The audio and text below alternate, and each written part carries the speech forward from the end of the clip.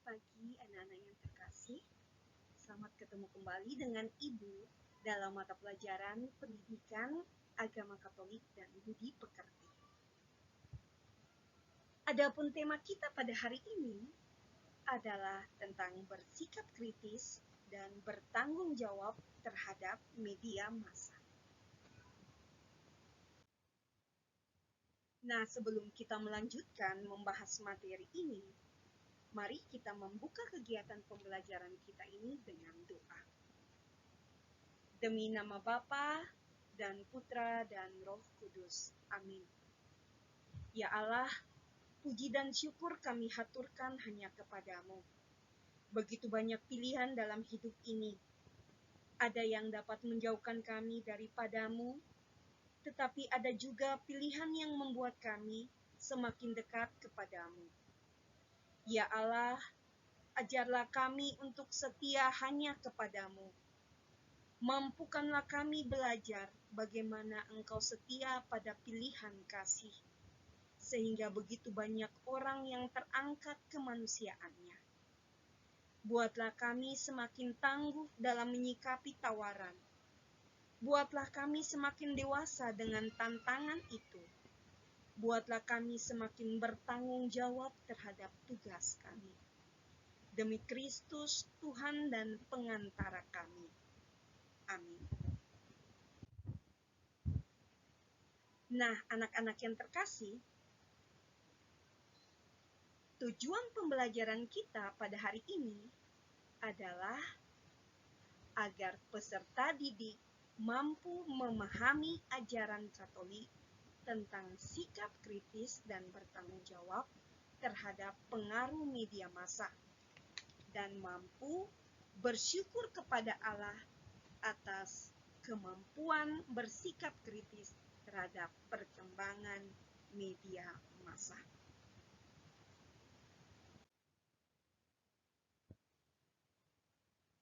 Dalam pembelajaran kita kali ini, kita akan belajar yang pertama, memahami apa itu media massa. Media komunikasi dewasa ini mengalami perkembangan yang sangat pesat.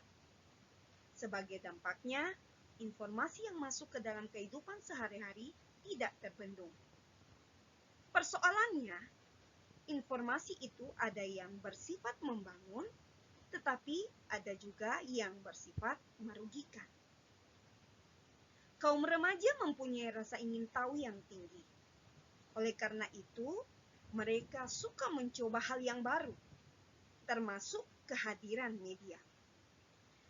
Dan kerap kali mereka tidak selektif dan menelan begitu saja apa yang disediakan oleh media massa dan tidak mencernanya dengan baik, sehingga mereka sering salah dalam mengambil keputusan. Dari situ, maka kita bisa mengetahui pengertian dari media massa. Media massa adalah sarana untuk menyampaikan pesan yang berhubungan langsung dengan masyarakat luas.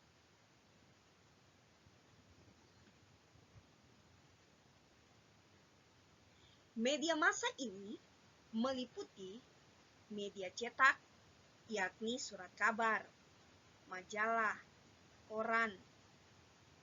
Kemudian media elektronik. Media elektronik ini yakni televisi, radio, dan media online, yakni komputer, HP, dan sebagainya. Itulah media-media massa yang dipakai dalam kehidupan kita.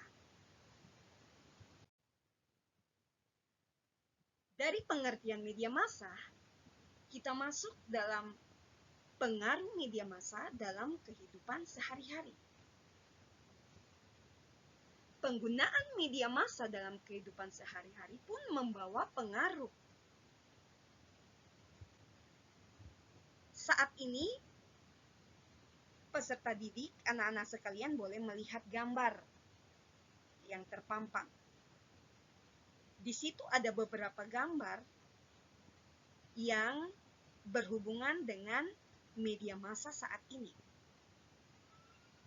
Dan Anda diminta untuk memberi komentar berkaitan dengan pengaruh media massa dalam kehidupan sehari-hari melalui pengamatan pada gambar di bawah ini.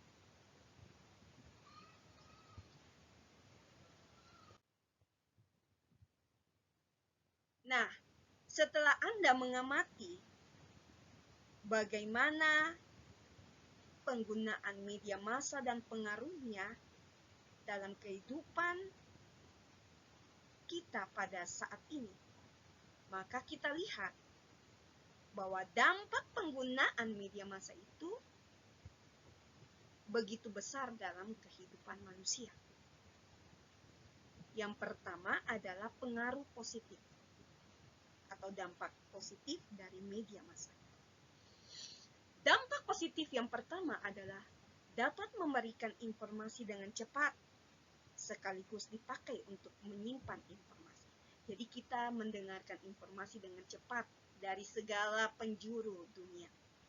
Yang kedua, dapat dipakai untuk membangun sikap peduli antara satu dengan yang lain. Yang ketiga, dapat membangun relasi dengan lebih mudah. Yang keempat, memberikan kemudahan dalam bidang pendidikan, belanja, dan lain sebagainya. Sementara pengaruh yang negatif yang kedua, berikutnya adalah pengaruh negatif. Pengaruh negatif dari media massa antara lain berawal dari media sosial, maka sering terjadi tindakan kejahatan. Penipuan, pembunuhan, penculikan, dan lain sebagainya. Kemudian membuat orang menjadi susah bersosialisasi dengan dunia sekitarnya. Orang hanya bermain HP saja, tidak bersosialisasi dengan tetangga-tetangga di sebelah dan sebagainya. Kemudian yang ketiga, situs media sosial akan membuat seseorang lebih mementingkan diri sendiri. Mereka menjadi tidak sadar akan lingkungan di sekitar karena terlalu banyak menghabiskan waktu mereka dengan menggunakan internet. Yang keempat, media sosial dapat membuat anak-anak dan remaja menjadi lalai dan juga tidak bisa membagi waktu karena terlalu asik dengan dunia maya, termasuk waktu belajar. Nah,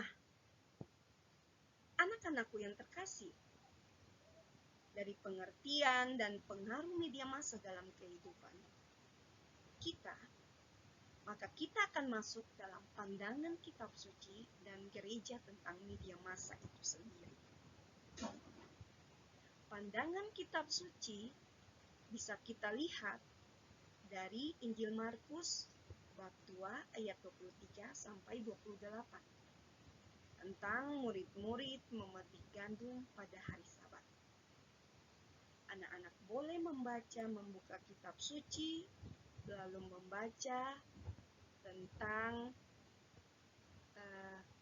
pandangan kitab suci ini tentang media massa. Kemudian ada juga selain kitab suci ada pandangan gereja.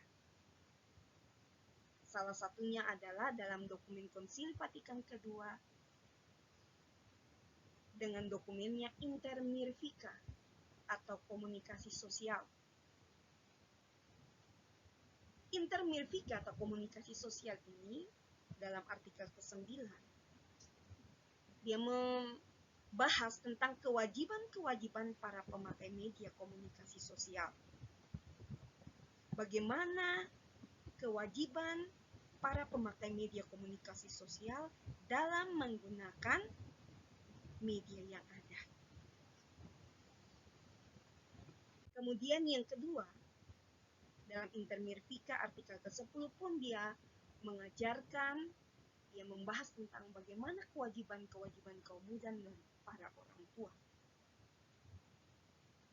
dalam memahami, mendalami apa yang mereka dengar, apa yang mereka lihat, apa yang mereka baca lewat media massa tersebut. Nah, dari pandangan kitab suci dan pandangan gereja, di sini Ibu memberikan beberapa pertanyaan pemantik untuk Anda sekalian membaca, mendalami dengan baik bacaan-bacaan kitab suci tadi dan ajaran gereja tadi, lalu menjawab pertanyaan-pertanyaan ini agar Anda bisa mengetahui tentang maksud dan tujuan dari gereja dan kitab suci itu untuk memahami tentang media sosial itu dalam kehidupan umat beriman. Kita lanjut, anak-anak. Nah, dalam kitab suci tadi dikatakan bahwa Yesus melakukan perbuatan-perbuatan yang membuat orang Farisi marah karena mengungkapkan sikap dan pandangan tentang hukum Taurat itu. Di situ Yesus bersikap kritis terhadap hukum Taurat. Yesus mengatakan bahwa Yesus selalu memandang hukum Taurat dalam terang hukum kasih. Kemudian dalam bacaan tadi pun Yesus mengkritik bahwa hukum Sabat itu adalah sebagai pernyataan kehendak Allah. Hari Sabat bukan untuk mengabaikan kesempatan berbuat baik. Pandangan Yesus tentang Taurat inilah pandangan yang bersifat memerdekakan.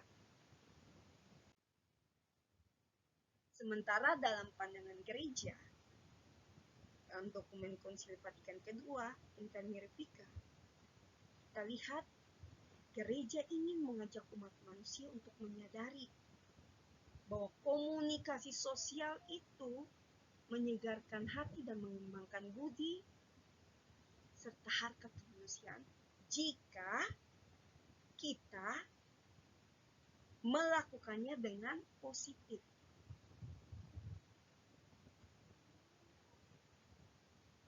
Semakin tampak dan semakin berkembang aneka sarana komunikasi sosial ini.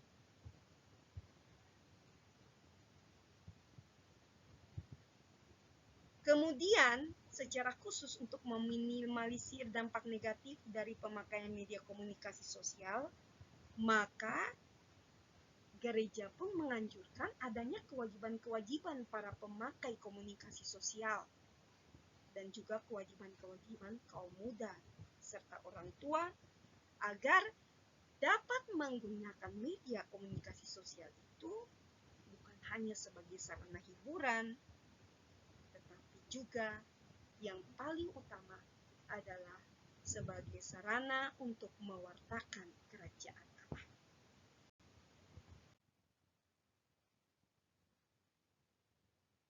Anak-anakku terkasih, media komunikasi memiliki peran penting dalam pembentukan kepribadian seseorang. Bagaimana menentukan cara pikir dan cara pandang manusia itu. Dan di sini gereja membantu kita semua yang bekerja dalam media untuk menjadikan media komunikasi itu sebagai jalan untuk mencapai kesejahteraan umum yang berpusat kepada pribadi manusia. Oleh karena itu, kita harus memiliki sikap kritis terhadap semua informasi yang kita terima. Jangan kita hanya menerima semuanya itu tidak apa adanya.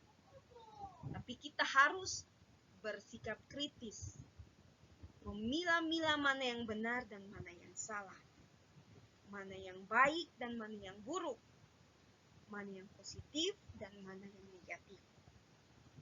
Sehingga kita mampu untuk menggunakan segala media massa itu dengan baik dalam hidup kita. Jadi, kita hendaknya bersikap kritis terhadap pengaruh positif dan negatif dari media yang menyuguhkan berbagai informasi.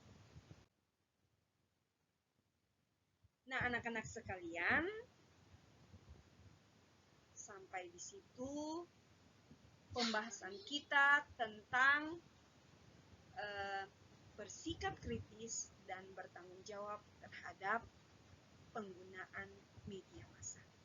Di sini ada satu tugas refleksi untuk Anda untuk merenungkan, ada satu renungan tentang curhatlah pada Tuhan, jangan di media sosial. Di situ Anda punya tugas adalah merefleksikannya, merefleksikan renungan singkat ini di dalam kehidupan Anda.